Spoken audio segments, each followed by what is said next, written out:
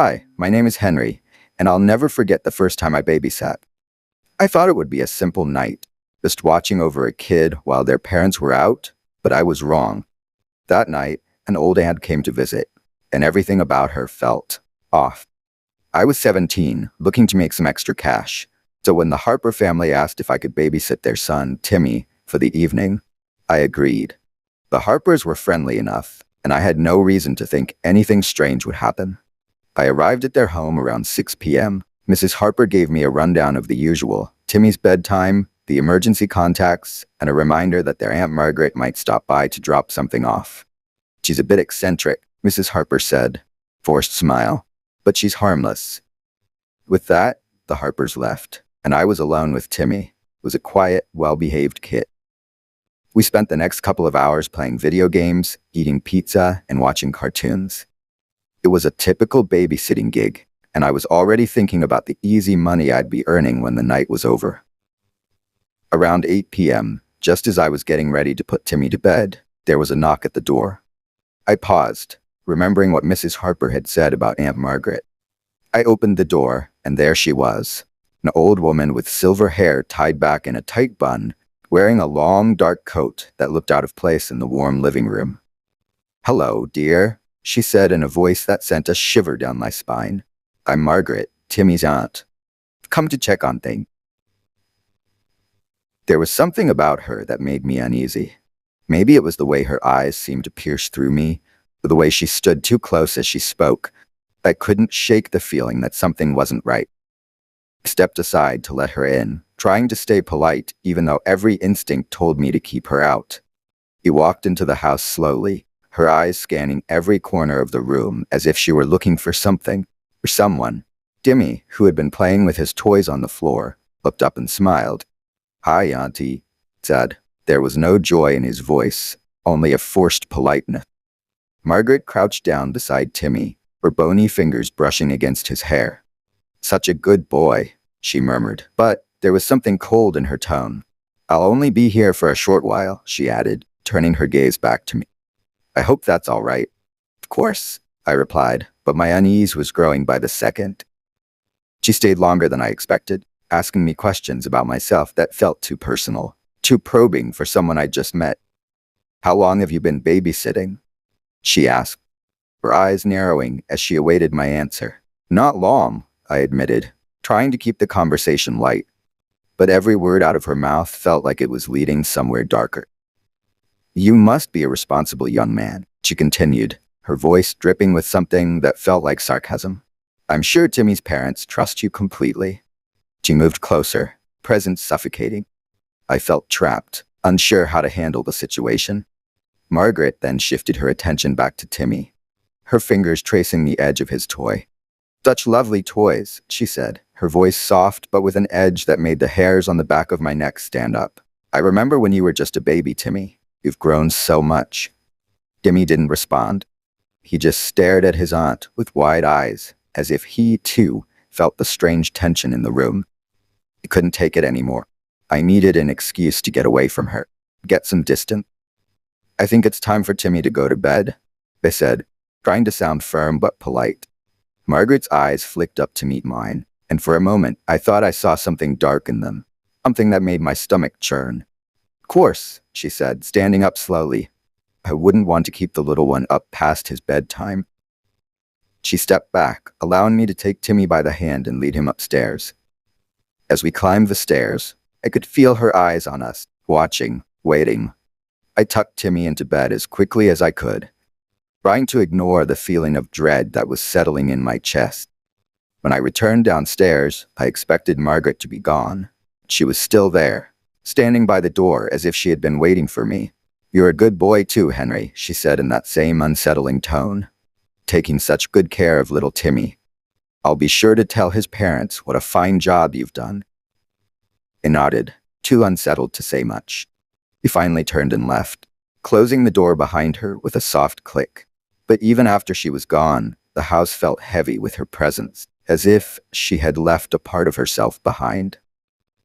I sat down on the couch, trying to shake off the unease. But the more I thought about it, the more I realized how strange the whole encounter had been. There was something off about Margaret, something I couldn't quite put my finger on. When the Harpers returned home, I told them about their aunt's visit. They looked surprised, exchanging a glance before Mrs. Harper said, "Our Aunt Margaret passed away 2 years ago." My blood ran cold. Who had been in the house that night? Who had I let in? Mr. Harper's face turned pale, and Mrs. Harper's hand trembled as she took a seat, her eyes wide with fear. "Henry," she began, her voice shaky, "you must promise us something. Never, ever open the door to anyone, no matter who they claim to be. If we don't mention someone's coming, don't let them in." The severity in her voice struck me like a bolt of lightning. It wasn't just about safety. It was as if they knew something more, something they weren't telling me. I nodded, my throat dry, unable to muster more than a whisper. Promise. They never spoke about it again, but that night left me with an unease that I couldn't shake off. To this day, I still wonder who, or what, visited us that evening. But one thing's for sure. I never opened the door for an uninvited guest again. My name is Anna, and I've been babysitting for years. But nothing could have prepared me for the night I spent at the old Hawthorne house. It started like any other babysitting job. I was asked to watch over a young boy named Tommy for the night while his parents attended a party in town. The house was old, creaky, and filled with dusty antiques that looked like they belonged in a museum rather than a home. The parents were polite, but seemed a bit too eager to leave, giving me hurried instructions before rushing out the door. Tommy was quiet, almost too quiet. He didn't speak much, just nodded or shook his head when I asked him questions. He had wide, solemn eyes that seemed to follow my every move. But it wasn't until later that I noticed something was off about him. As the night wore on, I started to feel uneasy. The house was eerily silent, save for the occasional creak of the floorboards or the distant hum of the refrigerator. I tried to keep myself busy, watching TV in the living room, while Tommy played with his toys on the floor. But I couldn't shake the feeling that I was being watched. At one point, I heard a faint tapping sound coming from upstairs. It was rhythmic, like someone lightly knocking on a door. I paused the TV and listened, but the tapping stopped as soon as I focused on it. Shrugging it off, I turned back to the screen. The unease lingered. A few hours later, I put Tommy to bed. He climbed into his bed without a word, pulling the covers up to his chin. As I tucked him in, he finally spoke, his voice barely above a whisper. "Don't go into the attic," he said, his eyes wide with fear. I frowned, confused. "Why would I go into the attic, Tommy? There's nothing up there." He didn't respond, just shook his head and turned away, clutching his teddy bear tightly. I brushed it off as a child's imagination running wild and left the room, closing the door softly behind me. But his words stuck with me. "Don't go into the attic." Curiosity gnawed at me, and I found myself standing at the bottom of the stairs that led up to the attic. The house was quiet, almost too quiet. I knew I shouldn't. Something compelled me to climb the stairs, my heart pounding in my chest. The door to the attic was old and wooden, with a rusted keyhole that looked like it hadn't been used in years. I hesitated, my hand hovering over the doorknob, but then I heard the tapping sound again, louder this time. It was coming from inside the attic. I pushed open the door, and a gust of cold, stale air hit me. The attic was dark, lit only by a single flickering light bulb that hung from the ceiling. The air was thick with dust, and the floor was covered in a thin layer of grime. Old furniture, boxes, and cobweb-covered items were scattered around, casting eerie shadows on the walls. And then I saw it. A large, old-fashioned mirror standing against the far wall. It was ornate, with a gold frame that was tarnished with age. The glass was cloudy, almost as if it were hiding something beneath its surface. But it wasn't the mirror itself that made my blood run cold. It was the reflection. In the mirror, I could see the attic, but it wasn't the same attic I was standing in. The reflection showed a different room. Clean, well-lit room with a figure standing in the center. It was a woman, her face obscured by a veil, her body draped in a dark, flowing dress. She was staring straight at me, her hand raised as if beckoning me closer. I blinked, and the image was gone. The mirror now reflected only the dusty attic, empty and lifeless. My heart raced as I backed away, but then the tapping sound started again, this time right behind me. I spun around, expecting to see someone standing there, but the attic was empty. The tapping continued, louder and more insistent, echoing through the room. It was coming from the mirror. Without thinking, I reached out and touched the glass. It was ice cold, and as soon as my fingers made contact, the tapping stopped. The silence was deafening.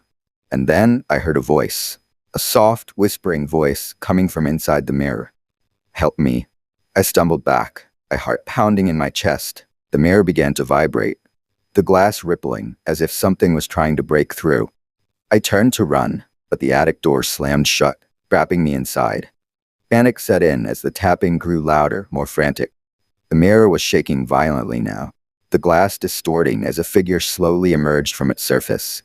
It was the woman from the reflection, her veil now lifted to reveal a pale, lifeless face. Her eyes were empty, hollow sockets, and her mouth was twisted into a grotesque smile. She reached out towards me, her bony fingers stretching through the glass, and I screamed, pounding on the attic door, desperate to escape. But it wouldn't budge. The woman's hand was inches from my face when the door suddenly flew open, and I tumbled down the stairs, landing hard on the floor below. I scrambled to my feet and ran, not stopping until I was outside, cold night air hitting my face. I didn't look back. Couldn't. When the parents returned, I didn't tell them what happened. I couldn't find the words to describe the horror I had just experienced.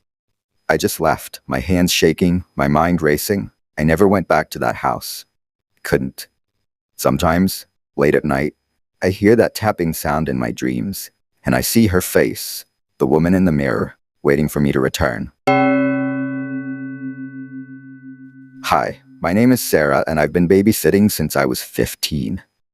But nothing I've experienced compares to the terror of that one night when I encountered a stranger who wouldn't stop staring. It was a cold Friday evening in October, and I had just arrived at the Thompsons' house. They were a nice couple who lived in a quiet neighborhood, and I'd babysat for them a few times before. Their two children, Lily and Max, were sweet and easy to manage, so I was looking forward to a relaxed night of movies and popcorn. As usual, parents gave me a quick rundown of the kids' bedtime routine, told me they'd be back around midnight, and headed out the door. I locked up behind them, then turned to the kids with a smile. We decided to watch a movie together before it was time for them to go to bed. The night started off uneventfully. We watched an animated movie, and Lily and Max laughed and joked, munching on popcorn and occasionally glancing at me to see if I was enjoying it too. After the movie, I tucked them into bed, making sure to read them a story before turning off the light. They fell asleep quickly, leaving me alone in the quiet house. I settled on the couch with my phone, scrolling through social media and texting a few friends. The hours passed slowly, and the house was eerily silent, save for the occasional creak of the floorboards or the distant hum of the refrigerator. I wasn't particularly bothered, though. I'd grown used to these noises after years of babysitting. Around 11 p.m., I heard a noise outside. It was a soft rustling sound, like someone was moving through the bushes in the front yard. I paused, listening carefully, but the noise stopped as suddenly as it had started. I shrugged it off, thinking it was probably just a stray cat or some animal passing by. But then I heard it again, faint rustling, followed by the distinct sound of footsteps on the gravel driveway. My heart began to race as I realized someone might be outside the house. I slowly got up from the couch and walked over to the window, peering out through the curtains. That's when I saw him. There was a man standing on the sidewalk, just outside the front gate. He was tall, broad shoulders, and wore a dark coat that blended into the shadows of the night. His face was obscured by the hood of his coat, but I could see his eyes, bold, dark, and fixed directly on the house. I froze, my heart pounding in my chest. Who was he? Why was he just standing there, staring at the house? I considered calling the police, but part of me didn't want to overreact. Maybe he was just a passerby or someone who lived in the neighborhood. But deep down, I knew something was off. I backed away from the window, hoping he hadn't seen me. I grabbed my phone, my hands shaking as I dialed the Thompsons' number. It rang and rang, but no one picked up. I left a voicemail, trying to keep my voice steady as I explained what was happening. I checked on the kids, who were still sound asleep in their beds, blissfully unaware of the stranger outside.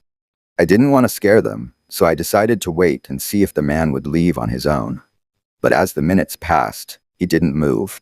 He just stood there, staring at the house with those unblinking eyes. And then, suddenly, he started walking towards the house. I panicked, quickly locking all the doors and windows. I could hear his footsteps crunching on the gravel as he approached the front door. My breath caught in my throat as I heard the doorknob rattle, followed by a soft knock. It was so gentle, almost polite, as if he were just a visitor stopping by for a chat. I didn't answer. I couldn't.